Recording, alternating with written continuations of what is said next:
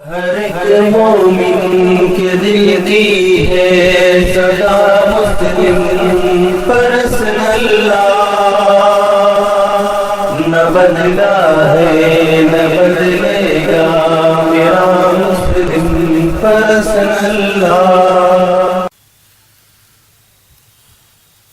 السلام علیکم ورحمۃ اللہ وبرکاتہ۔ الحمد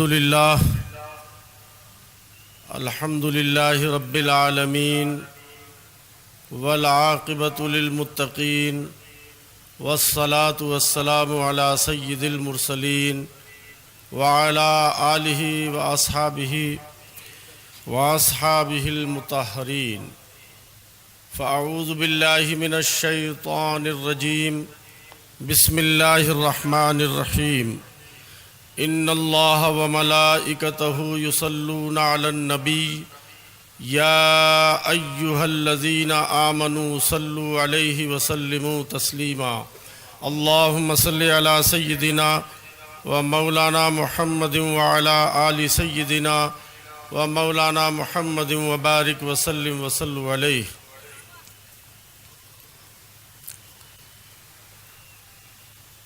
مراٹھواڑہ کے معروف شہر پربھنی میں all India Muslim personal law board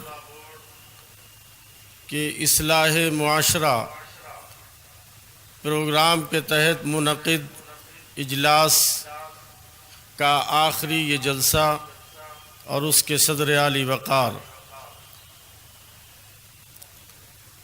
stage پر موجود all India Muslim personal law board کے ترجمان حضرت مولانا خلیل الرحمان صاحب Sajjad Nomani, all India Muslim personal law board کے نوجوان سیکریٹری حضرت مولانا عمرین صاحب،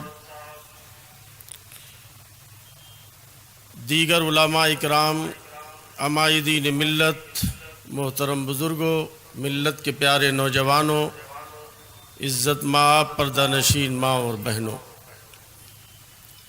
میرا دل چاہتا ہے کہ اپنی بات شروع کرنے سے پہلے میں پربھنی اور مراٹھواڑہ کے قابل قدر مسلمانوں کو اس عظیم الشان اور بہت ہی کامیاب تاریخی اجلاس کے انعقاد پر دل کی گہرائیوں سے مبارکباد پیش کروں۔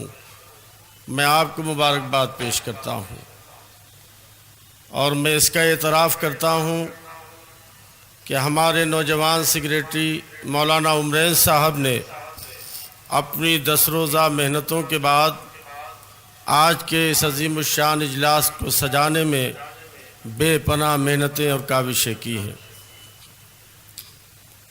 میرے عزیزوں اور دوستوں، ملک اور ملت کے سامنے اس وقت بہت چیلنجز ہیں اور ان چیلنجز کا مقابلہ اتحاد کے بغیر ممکن نہیں ہے۔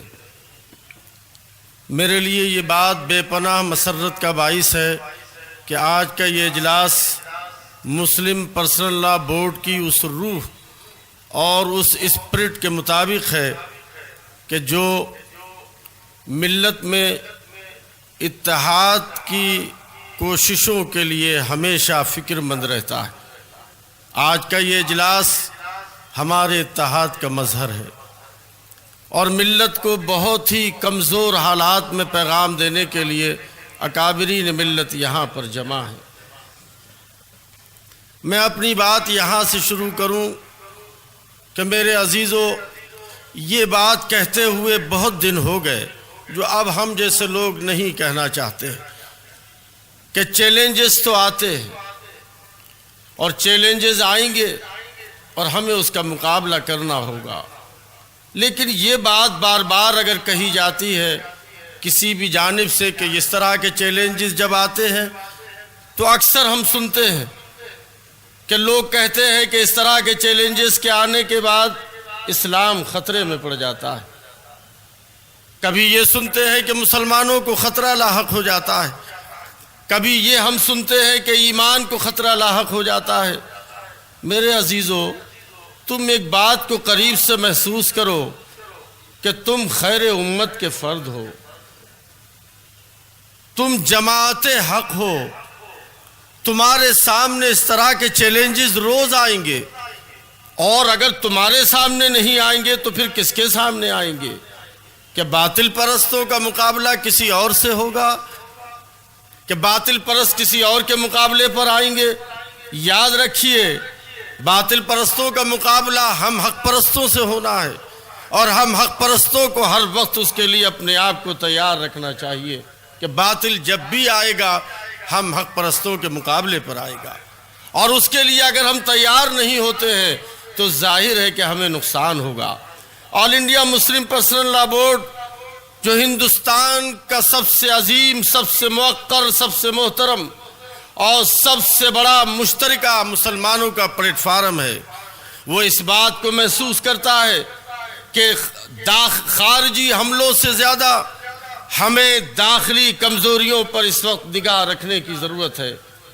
ہم اگر داخلی طریقے پر کمزور رہے، اگر ہم نے اپنے اندر اتحاد پیدا نہیں کیا، اگر ہم نے اپنے اندر متحد ہونے کی جد و جہد کو تیز نہیں کیا، تو خارجی حملے مزید تیز ہوں گے، اور جب خارجی حملے تیز ہوں گے تو ہمیں نقصان زیادہ ہوگا، اس لیے کہ ہم داخلی طور پر اپنے آپ کو بہت کمزور محسوس کریں گے۔ آج اتحاد کی بہت بڑی ضرورت ہے۔ اگر آپ متحد اسی طریقے سے رہے، بلکہ میں اگر یہ کہوں تو شاید میری بات غلط نہ ہوگی کہ ملت کے لوگوں، تم سے یہ بات بار بار میرا یا کسی کا مطالبہ کرنا کہ تم متحد ہو جاؤ شاید غیر مناسب لگتا ہے، اس لیے کہ جب جب اسلام پر، مسلمانوں پر، شریعت مطہرہ پر، ملک پر، قوم پر کوئی وقت آتا ہے تو بغیر کسی تحریک کے، بغیر کسی تنظیم کے، بغیر کسی مطالبے کے آپ لوگ خود متحد ہو کر کھڑے ہو جاتے ہو اور جمع ہو جاتے ہو۔ کب آپ نے دیکھا ہے اللہ کے رسول کی بارگاہ میں کہیں گستاخی ہوتی ہے، ناموس رسالت پر کہیں حملہ ہوتا ہے؟ کب کوئی تنظیمیں اعلان کرتی ہیں، کب کوئی پرسنل لا بورڈ اعلان کرتا ہے؟ لیکن یہ آپ کا جذبہ ایمانی ہے، یہ آپ کی نسبت غلامی ہے کہ جب جب ایسا موقع آتا ہے ملت جمع ہوتی ہے اور اپنے اتحاد کا ثبوت فراہم کر دیتی ہے۔ بابری مسجد کا مسئلہ ملک میں پیدا ہوا، ملت متحد رہی۔ پرسنل لا پر جب کوئی مسئلہ آتا ہے ملت متحد رہتی ہے، مسلمانوں پر جب کوئی مسئلہ آتا ہے ملت متحد ہوتی ہے، سیکولرزم پر جب حملہ ہوتا ہے ملت متحد رہتی ہے۔ آپ جب جب اتحاد کو محسوس کرتے ہو، اپنے اتحاد کا ثبوت فراہم کرتے ہو۔ ضرورت تو اس کی ہوتی ہے جو پربنی کے لوگوں، تم نے جس ضرورت کو اس وقت پورا کیا کہ اللہ کرے ہمارے بیچ کا اتحاد ہمارے اسٹیجوں تک آ جائے، ہمارے ممبروں تک آ جائے، اس کو آج پربنی نے ایک مرتبہ پرسنل لا بورڈ کے اس کانسیپٹ کو عملی جامہ پہنایا کہ ملت کا وہ اتحاد نکل کر آج اسٹیج پر نظر آ رہا ہے۔ اللہ سے دعا کریے کہ یہ اسٹیج کا اتحاد قائم رہے۔ اگر اسٹیج کا اتحاد قائم رہے گا اور ملت کے درمیان کا اتحاد مضبوط رہے گا تو یہ ایمان والوں کا قافلہ آگے بڑھتا رہے گا اور تمام چیلنجز کو قبول کرتے ہوئے اپنے مسائل کو حل کرتا ہوا آگے بڑھ جائے گا۔ ضرورت اس کی ہے کہ ہمارا یہ اسٹیج متحد رہے، ہماری جماعت متحد رہے۔ میں مبارکباد دیتا ہوں حضرت مولانا اشرفی صاحب کو، آپ نے بڑی جد و جہد کی ہے۔ ابھی مولانا عمرین صاحب نے فرمایا کہ ہم نے اور انہوں نے مل کر جو اتحاد کا آج یہ اسٹیج سجایا ہے، آپ اس کے لیے قابل مبارکباد ہو۔ آج کا یہ پیغام ملک میں بڑی دور تک جائے گا کہ پربنی میں ایک درویش صفت انسان محترم الحاج عبدالرشید انجینئر کی صدارت میں ایک ایسی محفل سجائی گئی تھی جہاں سامنے بیٹھی ہوئی ملت بھی متحد تھی اور ممبر پر جمع ہونے والے اکابرین بھی متحد تھے۔ یہ پیغام ملک میں بہت دور تک جائے گا انشاءاللہ تعالی۔ میں آپ کو اس کے لیے مبارکباد پیش کرتا ہوں اور آپ سے ایک بات نوجوانوں عرض کرتا ہوں کہ میرے عزیزوں، گھبرانے کی ضرورت نہیں ہے، پریشان ہونے کی ضرورت نہیں ہے۔ آپ کا دشمن آپ کو دہشت زدہ کرنا چاہتا ہے، آپ کا مخالف آپ کو، آپ کی نفسیات کو پر حملہ کر کے آپ کو کمزور کرنا چاہتا ہے، آپ کے جذبات، آپ کے احساسات کو سرد کرنا چاہتا ہے۔ آپ گھبرائیے مت۔ زندہ قوموں کے درمیان ان کی تاریخوں میں نشیب و فراز آتے رہتے ہیں، بلندی اور پستی کا زمانہ آتا رہتا ہے، عروج و زوال ہم نے ایک نہیں نہ معلوم کتنے دیکھے ہیں۔ یہ ملک جو آپ کا ملک ہے، یہ ملک جس کے آپ شہری نہیں آپ اس کے وارث ہو، اس ملک میں بھی طرح طرح کے موقع آتے ہیں۔ آج بھی ایک موقع ہے، بعض لوگوں نے کسی طریقے سے حکمرانی پر قبضہ کر لیا ہے، تو کیا ہم ان کے کسی ڈراؤنے حرکتوں سے ڈر جائیں گے؟ کیا خوف زدہ ہو جائیں گے کہ شریعت کے دامن کو چھوڑ دیں گے؟ کیا اسلام کے دامن کو چھوڑ دیں گے؟ کیا اللہ کے رسول حضور پاک صلی اللہ علیہ وسلم کی سنتوں سے منہ پھیر لیں گے؟ کیا ملت جو ہے وہ شریعت میں مداخلت کو برداشت کر لے گی؟ ہرگز ایسا نہیں ہو سکتا۔ میں ریپیٹیشن نہیں کرنا چاہتا ہوں، لیکن یہ تو بار بار ثابت ہو چکا ہے کہ ہم شریعت مطہرہ میں ایک ذرہ برابر بھی تبدیلی کو برداشت نہیں کر سکتے، اور انشاءاللہ تعالی اس ملک میں اپنے تشخص کے ساتھ زندہ رہیں گے۔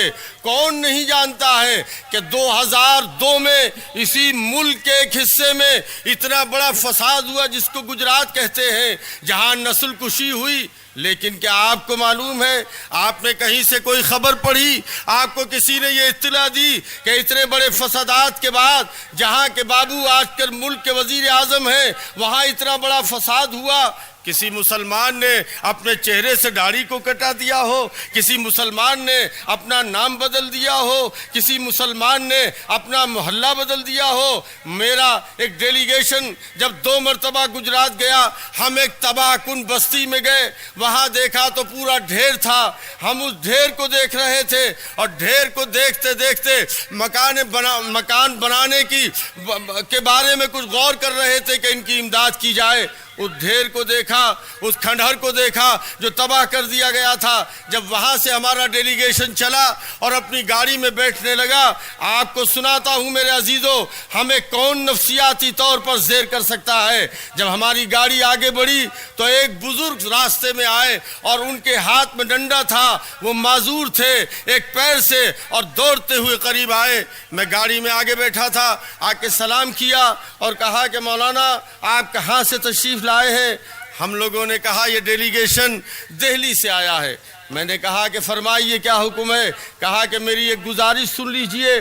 میں نے کہا فرمائیے، آپ کی گزارش کو سننے آئے ہیں، آپ کے درد اور غم کو بانٹنے آئے ہیں، آپ کے ساتھ کچھ معاونت کرنے آئے ہیں، بتائیے آپ کیا فرمانا چاہتے ہیں؟ ہمارے حوصلوں کے لیے ان بزرگوں کا اس طریقے کے جملے اور یہ ان کا انداز اسلام سے محبت کا کتنا حوصلہ بڑھاتا ہے۔ انہوں نے مجھ سے کہا، پورے ڈیلیگیشن اتر کے کھڑا ہو گیا اور کہا کہ آپ دہلی سے تشریف لائے ہیں، آپ کیا دیکھ رہے تھے ڈھیر پر؟ ہم لوگوں نے کہا کہ یہ پوری بستی تباہ کر دی گئی، ہم لوگ سوچ رہے تھے کہ یہاں کچھ مکان بنوا کے جو فساد سے متاثر لوگ اس کو چھوڑ کر چلے گئے ہیں وہ واپس آ جاتے، اور واپس آنے کے بعد ہم ان کو مکان بنانے کا کچھ انتظام کر دیتے، اپنے گھروں پہ آ جاتے۔ انہوں نے کہا کہ بات تو آپ کی ٹھیک ہے، ذرا اس مکان کے سامنے، اس ڈھیر کے سامنے اس مسجد کو بھی دیکھ لیجئے۔ ہم اس مسجد کو دیکھنے کے لیے گئے۔ اس مسجد کی پوزیشن یہ تھی کہ اس کو بھی شہید کیا گیا تھا، اور اس کے لنٹر کو ٹریکٹر ٹرالی کی میں زنجیریں باندھ کر کھینچا گیا تھا۔ اس کا نتیجہ یہ تھا کہ وہ اس کا لنٹر آدھا زمین پر تھا اور آدھا لٹکا ہوا تھا۔ انہوں نے وہ مسجد دکھائی، اور مسجد دکھانے کے بعد ہمارے ڈیلیگیشن سے کہا کہ حضرت مولانا وہ مکان تو بعد میں بن ہی جائیں گے، اس میں تو لوگ آ ہی جائیں گے، یہ آشیانہ تو تعمیر ہو جائیں گے، لیکن آپ سے گزارش یہ ہے، آپ سے ہماری درخواست یہ ہے کہ خدا کے واسطے ہمارے مکانوں سے پہلے اللہ رب کریم کے اس مکان کی تعمیر کرا دیجئے، اللہ کے اس گھر کی تعمیر کرا دیجئے، تاکہ اس میں اذانیں بلند ہونے لگے اور سجدہ کرنے کے لیے ہماری مسجد جو ہے وہ صاف ستھری اور بہتر ہو جائے۔ آپ کی نفسیات کو شکست دینے کی کوشش کی گئی تھی، لیکن کیا اس ملک میں آپ کا دشمن آپ کی نفسیات کو شکست دے سکا؟ نہیں، وہ ناکام ہو گیا، اور ناکام ہونے کے بعد اسی ڈھیر پر، اسی جگہ پر مکان بھی بنے، مسجد بھی بنی۔ گجرات سے کسی مسلمان نے کہیں مائیگریٹ نہیں کیا، کون ہے وہ لوگ جو جذبہ حب الوطنی کا مطالبہ ہم سے کرتے ہیں؟ ہم تو مرنے کے بعد، فساد سے متاثر ہونے کے بعد، ظلم و صفاقی کا شکار ہونے کے بعد انہی مکانوں کے ڈھیر پر وہی کھڑے ہوتے ہیں اور اسی ڈھیر پر اپنا نیا آشیانہ بنا کر اللہ کے اذانوں کو بھی بلند کر دیتے ہیں اور جذبہ حب الوطنی کا ثبوت دے کر وہیں رہنے کے مضبوط ارادوں کا اظہار بھی کر دیتے ہیں۔ پورا ملک دیکھ رہا ہے۔ اس لیے میں آپ سے عرض کرتا ہوں کہ بالکل گھبرانے کی ضرورت نہیں ہے، موقع آئے گا اور آنے والا ہے۔ ملک کے حالات جیسا مولانا عمرین صاحب نے کہا کہ تبدیل ہونے والے ہیں۔ پورا ملک تھوڑی خراب ہو گیا ہے کہ پورے ملک کے تمام برادران وطن تھوڑی خراب ہو گئے ہیں؟ کروڑہا لوگ ہیں جو آپ کے ساتھ کھڑے ہوئے ہیں اس ملک میں، جو سب چاہتے ہیں کہ محبت کا پیغام عام ہو جائے، پیار کا پیغام عام ہو جائے، یہاں سیکولرزم کا جھنڈا بلند ہو، یہاں دستور کی بالادستی ہو، یہاں قانون کا راج ہو، یہاں مسلمان بھی عزت و وقار کے ساتھ جیسے رہتے چلے آئے ہیں ویسے رہے، یہاں دوسروں کو بھی عزت و وقار ملے۔ کروڑوں لوگ ہیں، یہ چند فیصد لوگوں کے اس طرح آ جانے کے بعد مستقبل تاریک نہیں ہو جاتا ہے۔ ہمیں جو ہے وہ بہت زیادہ ڈرنے اور خوف کرنے کے لیے مجبور نہیں کرتا۔ البتہ چونکہ زندہ قوم ہے، البتہ ہم جانتے ہیں کہ لمبی تاریخ اپنی پشت پر رکھتے ہیں، اس لیے ہم فکر کرتے ہیں۔ فکر کرنے کی آپ کو ضرورت ہے اور فکر آپ کو کرنی چاہیے۔ اب فکر کے طریقے کیا ہے؟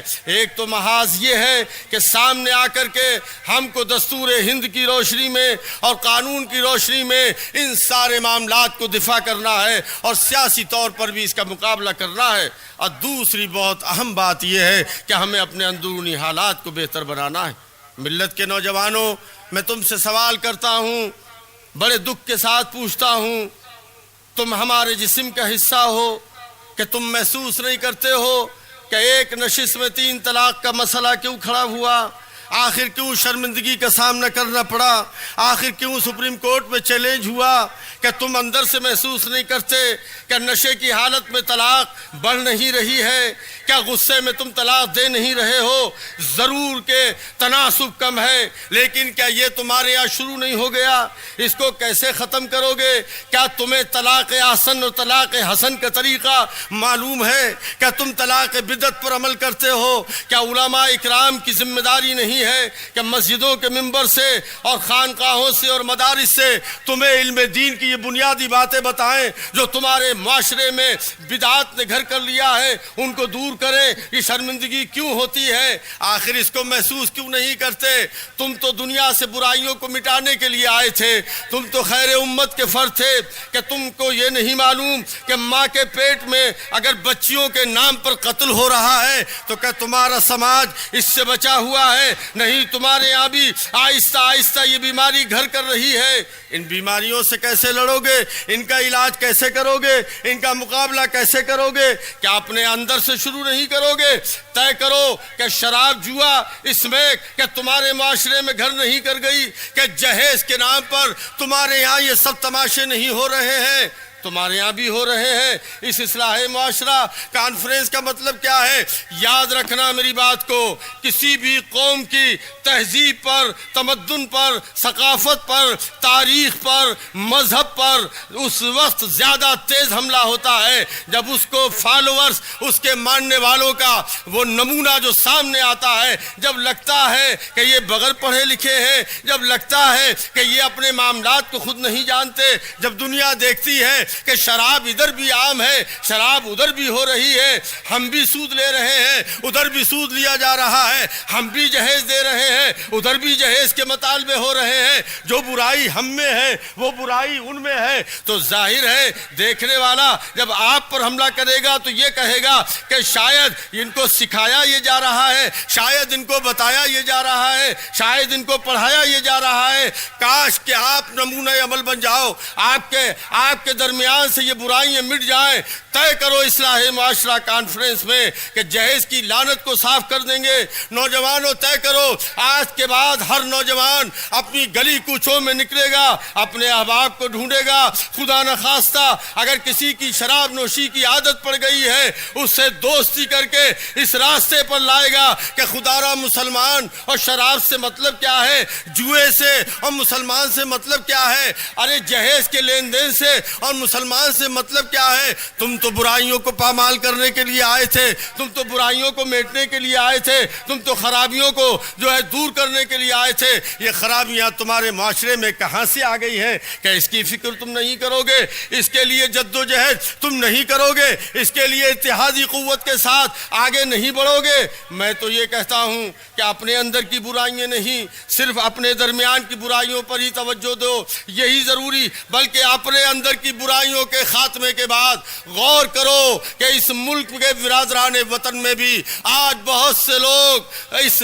بہت سی لعنتوں کے اندر گرفتار اور پریشان ہیں۔ اگر تم نکل جاؤ اور تم یہ جد و جہد کرو کہ ملک سے اس خرابیوں کو دور کرنا پڑے گا، ملک کے لوگوں کے درمیان ہمیں جا کر کے بات کرنی پڑے گی، ہمیں ان کی بھی اصلاح کرنی پڑے گی، تو میں سمجھتا ہوں کہ ایک نیا انقلاب برپا ہو جائے گا، ساری دنیا آپ کی طرف متوجہ ہو جائے گی اور وہ سمجھے گی کہ انسانیت کا جو راستہ، انسانیت کا قافلہ جو راہ بھٹک رہا ہے اس کو راستے پر لانے کے لیے وہی لوگ اٹھ کھڑے ہوئے جن کی ذمہ داری بنتی تھی کہ وہ قافلہ انسانیت کو جو راہ بھٹک رہا تھا راستے پہ لانے کی جد و جہد کرے۔ یہ ہماری اور آپ کی بحیثیت مسلمان کی ذمہ داری بنتی ہے۔ میں تو کبھی کبھی یہ شعر پڑھتا ہوں کہ تیرے کردار سے ہے تیرا پریشان ہونا، تیرے کردار سے ہے تیرا پریشان ہونا، ورنہ مشکل نہیں مشکل تیری آسا ہونا، سارے عالم کو ضرورت ہو تیری اے مسلم، تو سمجھ جائے اگر اپنا مسلمان ہونا۔ آپ اتنی بات تو سمجھ لو کہ آپ مومن ہو، آپ مسلمان ہو، آپ پر کتنی بڑی ذمہ داریاں عائد ہوتی ہیں۔ یہاں مائیں اور بہنیں بیٹھی ہیں، عمرین صاحب نے ان کو متوجہ کیا، حضرت مولانا محفوظ الرحمان صاحب نے ذکر کیا محرم الحرام کا، ہمارے شہر کے کسی شاعر کا شعر ہے جو پوری تصویر کو اس طرح ہمارے سامنے پیش کر دیتا ہے کہ یہی پیروی یہ حسین ہے کبھی غور تو نے کیا اثر، یہی پیروی یہ حسین ہے کبھی غور تو نے کیا اثر، یہاں تو نماز سے بے خبر وہاں سر کٹایا نماز میں۔ آپ کہاں کھڑے ہو؟ کیا نعروں سے باتیں بنیں گی؟ کیا صرف ہماری تقریروں سے بات بنے گی؟ نہیں، ملت کے نوجوانوں عمل کا فیصلہ کرو۔ یہ ہزاروں پر مشتمل مجمع، ملت کے نوجوان یہاں بیٹھے ہوں گے، اپنی تکلیفوں کا علاج ڈھونڈو، اپنے امراض کا علاج ڈھونڈو، اور یاد رکھو کہ کسی نے صحیح کہا ہے کہ آپ ہی اپنے مسائل کا کوئی حل ڈھونڈو، آپ ہی اپنے مسائل کا کوئی حل ڈھونڈو، شکوے گردش حالات سے کیا ہوتا ہے؟ آپ کو اپنے مسائل کا حل خود ہی ڈھونڈنا پڑے گا، اور اس طرح ڈھونڈنا پڑے گا کہ آپ کو اپنے اندر جھانک کے دیکھنا پڑے گا، اپنے معاشرے میں جھانک کے دیکھنا پڑے گا، اپنی زندگی میں نئی تبدیلی لانی پڑے گی، اور وہ تبدیلی زمانے کے تقاضوں کے ساتھ اس طرح آئے کہ آپ مومن بن کر، آپ سچے پکے عملی مسلمان بن کر دنیا کے سامنے اپنے آپ کو پیش کر دیجئے۔ خدا کی قسم حالات انسانیت کے بہت بگڑ رہے ہیں، آپ کو معلوم نہیں، جو ہم سے اصلاح کا مطالبہ کرتے ہیں ان کا مطالبہ آپ کو معلوم ہے کیا ہے؟ وہ کون سی اصلاح چاہتے ہیں انسانی معاشرے میں؟ آپ کو حیرت ہوگی، اور آپ کو میں مبارکباد بھی دیتا ہوں اس بات کو لے کر۔ آپ یاد رکھیے کہ دنیا میں جب کسی قوم کی تہذیب مٹتی ہے تو وہ تباہ و برباد نہیں ہوتی، اگر کسی قوم کی زبان مٹتی ہے تو وہ قوم تباہ و برباد نہیں ہوتی، اگر کسی قوم کے ہاتھ سے سلطنت چلی جائے تو وہ تباہ و برباد نہیں ہوتی، اگر کسی قوم کے ہاتھ سے حکمرانی چلی جائے تو وہ تباہ و برباد نہیں ہوتی، لیکن اگر کسی قوم کا احساس مٹ جاتا ہے تو وہ قوم تباہ و برباد ہو جاتی۔ میرے عزیزو، آپ خوش قسمت ہو کہ ایمان کی دولت سے آپ کا سینہ منور ہے، اللہ کے رسول کی غلامی اور اللہ کے رسول کی محبت اور عشق سے آپ کا سینہ منور ہے، آپ کا احساس مردہ نہیں ہوا ہے، دنیا کا تو احساس مردہ ہو گیا۔ میں کبھی کبھی کہتا ہوں کہ دنیا میں اگر نشے کو عام کر دیا گیا، اگر ایک مسلمان خدا نخواستہ بدنصیبی سے نشے کا استعمال کرتا ہے، وہ کرتا تو ضرور ہے لیکن اس کا ضمیر اس کو ہر روز جھنجھوڑتا ہے کہ تو مسلمان ہے، تو ایمان والا ہے، تجھ سے نشے سے کیا مطلب ہے۔ لوگوں نے تو نشے کو اپنی تہذیب کا حصہ بنا لیا۔ ہائے نادانی اور ہائے ناکامی، کیا ہوا اس دنیا کو کہ اب تو باپ اور بیٹی آمنے سامنے بیٹھ کر نشہ خوری کرتی ہیں، شرابیں پی جا رہی ہیں۔ دنیا اس قسم کے اصلاح کا مطالبہ ہم سے کرنا چاہتی ہے۔ ہم جنس پرستی پر قانون بنائے جا رہے ہیں، دنیا کے ہم سے اس طرح کے اصلاح کا مطالبہ کرتی ہے کہ ماں کے پیٹ میں بچیوں کو مارا جا رہا ہے، کہ دنیا ہم سے اس طرح کا مطالبہ کرتی ہے کہ اس کو اصلاح کہو گے، کہ اس نئی تہذیب کے نام پر تم رشوت لے کر کے اس کا نام کمیشن رکھ رہے ہو، کہ اس کو چاہتے ہو کہ اصلاح کا نام دینا چاہتے ہو۔ تم کون سی اصلاح دنیا کے لوگ چاہتے ہیں کہ لوگ کریں؟ یاد رکھو یہ وہ باتیں ہیں جن کو ہم اپنے پیروں سے جو روند کے رکھیں گے، پامال کریں گے۔ یہ اصلاح نہیں ہے، یہ سارے سماج کو جو یورپ اور امریکہ سے تہذیب آئی اس نے اس ملک میں بھی ایسا گھر کر لیا ہے کہ یہاں کے لوگ بھی ان برائیوں میں شامل ہوتے چلے جا رہے ہیں۔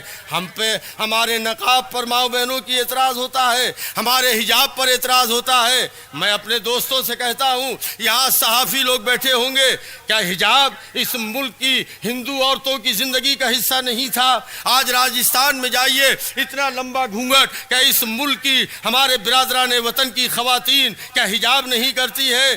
ہم حجاب کر ہمارے گھر کی عورتیں حجاب کرتی ہیں تو الزام لگتا ہے، ہمیں نئی تہذیب سے جوڑنے کے لیے باتیں ہوتی ہیں، کوئی فتویٰ دیا جاتا ہے، اگر ٹی وی کے ذریعے سے کوئی مفتی اگر سوال کا جواب دیتا ہے اس پر مذاق اڑائی جاتی ہے، اس کے اوپر طرح طرح کی باتیں ہوتی ہے۔ آج تک یہ ٹی وی چینل پر بیٹھنے والے یہ ہائی اسکول انٹر کرنے کے بعد ہاتھ میں ایک ڈائری لے کر کے اور یہ سمجھتے ہیں کہ سارا علم ہمارے پاس آ گیا، اور دن بھر سوائے اس کے کوئی کام نہیں ہوتا کہ ہم پر تنقید، ہم پر نشانہ، اسلام پر نشانہ، ہماری جو شریعت پر نشانہ، افتراق، انتشار، نفرتیں، کون کون سے موضوعات لے کر سامنے آ رہے ہیں۔ میں نہیں کہتا ہوں آپ کو شریعت کی شین کا علم نہیں ہے، آپ فتوے کے معنی نہیں جانتے، آپ مفتی کا مقام نہیں جانتے، آپ شریعت میں فتوے کی حیثیت نہیں جانتے، اور آپ وہاں بیٹھ کر کے فتووں پر اور فتویٰ دینے والوں پر الزام لگاتے ہیں۔ آپ سیکھنے کی ضرورت ہے، آپ ذمہ دار ہو، آپ چینل سے بول رہے ہو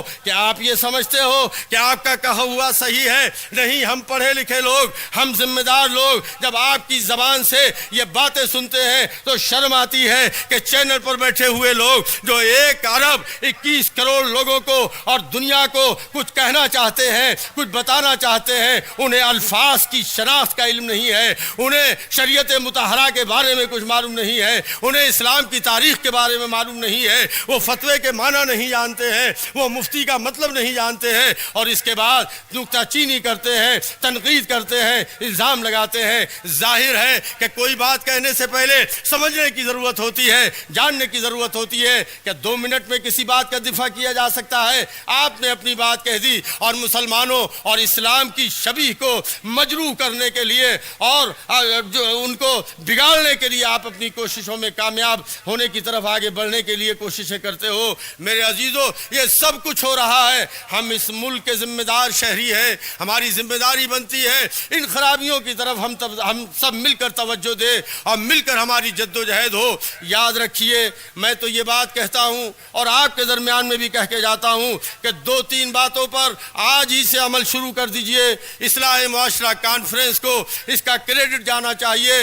ملت کے جالوں اور نوجوانوں، میرا تخاطب تم سے ہے، اور ماؤں بہنوں میری آواز کو سن رہی ہو تم سے ہے کہ اب آپ کی گود میں پلنے والے بچے کو شریعت مطہرہ کی ضروری معلومات ہونا بہت ہی زیادہ وقت کا تقاضا ہے۔ آپ کا بچہ کسی کانوینٹ میں جائے، آپ کا بچہ کسی کالج میں جائے، آپ کا بچہ کسی انگلش اسکول میں جائے، ضرور جائے، لیکن آپ کا بچہ اس سے پہلے اپنے دماغ کی خالی سلیٹ پر کسی مدرسے میں بیٹھ کر، کسی مکتب میں بیٹھ کر، کسی چٹائی پر بیٹھ کر، کسی عالم کے پاس بیٹھ کر اسلام کی ضروری تعلیم حاصل کر لے۔ اس کے لیے آپ کو سنجیدہ ہونا پڑے گا، اس کا ذہن خالی نہ رہ جائے، اس کے ذہن پر اسلامی تعلیمات نقش ہو جائے، اس کے ذہن پر اللہ کے رسول کی سیرت نقش ہو جائے۔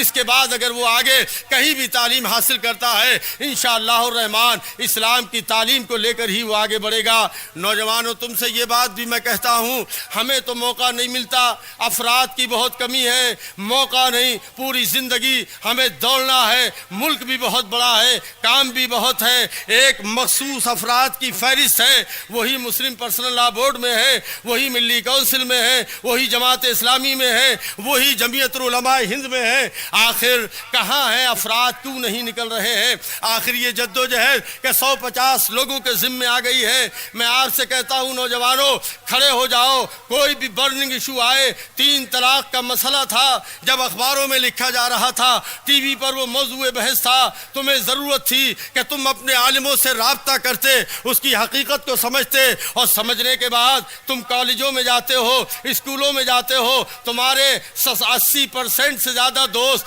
برادران وطن ہیں، وہ نوجوان ہیں جو ہندو ہیں، سکھ ہیں، عیسائی ہیں۔ اگر تم نے طلاق کے اس مسئلے کو سمجھ لیا ہوتا تو تم اپنے دوستوں کے درمیان میں کالجوں میں دن بھر بیٹھ کر شیئر کرتے اور یہ بتاتے کہ شریعت اسلامی طلاق کے مسئلے میں یہ رائے رکھتی ہے، جو پروپیگنڈا ہے یہ غلط ہے، طلاق کا ایک پروسیس یہ ہے، طلاق کا ایک پروسیس یہ ہے، طلاق کا ایک پروسیس یہ ہے، اس پر بھی پریکٹیکل ممکن ہے، اس پر بھی پریکٹیکل ممکن ہے، یہ بہتر ہے، یہ اس سے بہتر ہے۔ اگر تمہیں معلوم ہوتا، اگر تم دوستوں کو بتا رہے ہوتے، اگر تم احباب کو بتا رہے ہوتے تو شاید یہ زمین پر جو پروپیگنڈا تھا شاید یہ اتنا بڑا پروپیگنڈا نہ ہوتا، چونکہ اس کے دفاع کے لیے تمہارے پاس علم ہوتا اور تم اس سے اپنے آپ کو لیس کیے ہوئے ہوتے۔ جب بھی برننگ ایشو آئے اسلام کو پڑھو، اگر سمجھ میں نہ آئے تو جا کر کے کسی علماء سے رابطہ کرو اور عالموں سے پوچھنے کے بعد اپنے دوستوں میں ان مغالطوں کو دور کرو اور ان مغالطوں کا ازالہ کرو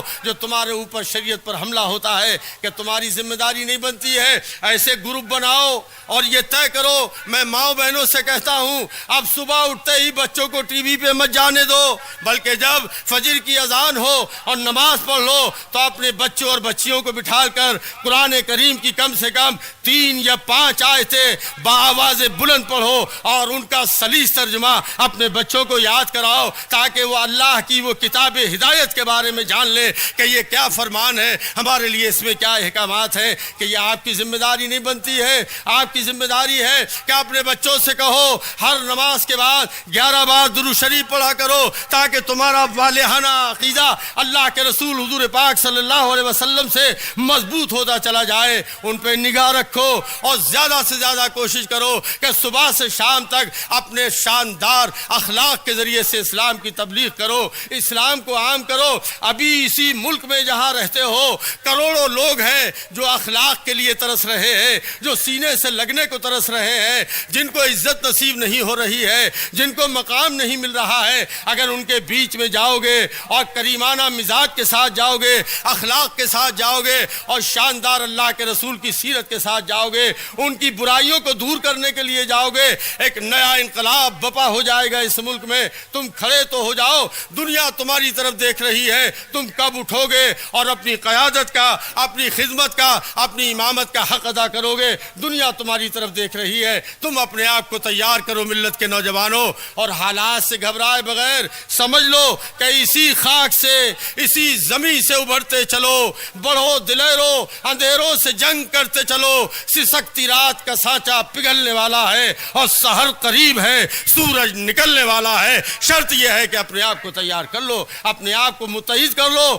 اپنے آپ کو متعلم بنا لو اور اپنے آپ کو اسلام کا صحیح نمونہ بن کر دنیا کے سامنے اپنے آپ کو پیش کر دو۔ اس ملک میں بھی تمہاری بڑی ضرورت ہے۔ ابھی کروڑوں لوگ اس ملک میں بھوکے سوتے ہوتے ہیں، ابھی کروڑوں لوگ ہیں جن کو عزت نہیں مل رہی ہے، ابھی کروڑوں لوگ ہیں جن کو کپڑا نہیں مل رہا ہے، ابھی کروڑوں لوگ ہیں جن کو چھت اور مکان نہیں مل رہا ہے۔ آخر ان کا درد اور غم تم بحیثیت مسلمان کے نہیں بانٹو گے؟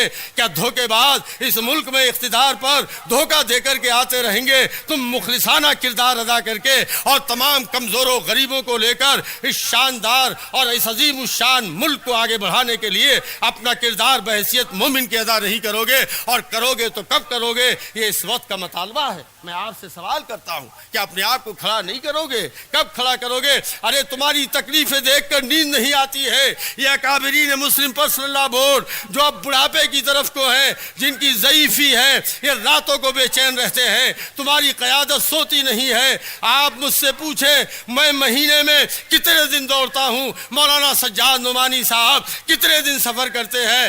ہر نیا طلوع ہونے والا سورج نئے مسائل کے ساتھ طلوع ہوتا ہے۔ آپ کو غم نہیں ہوتا، آپ غفلت کی نیند سوتے رہو گے، آپ چادر اوڑے لیٹے رہو گے، آپ جاگو گے نہیں، آپ اٹھو گے نہیں، آپ اپنے حصے کا کردار ادا نہیں کرو گے، اور کرو گے تو کب کرو گے؟ میرے عزیزو کھڑے ہو جاؤ، آج تم نے اتحاد کا ثبوت دیا، تم کھڑے ہو گئے، اب یہ مستقل ہو جائے، یہ پرماننٹ ہو جائے کہ تم اسلام کے لیے، مسلمانوں کے لیے، دین کے لیے، انسانیت کے لیے، ملک کے لیے، قوم کے لیے اسی طرح کھڑے رہو، اور روزانہ 2 گھنٹے اس بات کے لیے نکالو ہمیں اسلام کی خدمت کرنی ہے، ہمیں دین کی خدمت کرنی ہے، ہمیں ملک کی خدمت کرنی ہے، ہمیں کمزوروں کی طاقت بننا ہے، ہمیں اس ملک میں رہ کر اپنا کردار ادا کرتے ہوئے یہاں کے کمزوروں مظلوموں کے ساتھ کھڑے ہو کر بحیثیت مومنانہ کردار ادا کر کے اس ملک کو خوشحالی اور ترقی کے راستے پر لے جانا ہے، دھوکے بازوں سے بچانا ہے،